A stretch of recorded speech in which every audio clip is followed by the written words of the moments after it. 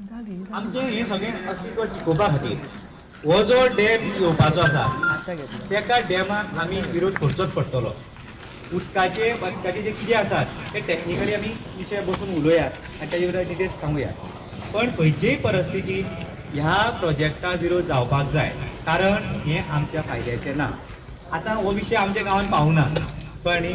म्हाकाय थोडो वेळ मेळना, आमचे कांय भाव म्हाका म्हणटाले की आमी हो विशय घेवपाक जाय म्हणून. हांव मातसो बिजी आशिल्लो, पण ते आमचे गांवांतले भाव म्हाका मेळून गेले आनी तेंच्यांनी सांगलां तो हो विशय जो खांडेपारचो आसा तो आमकां बी डायरेक्ट इफेक्ट जातलो म्हणून.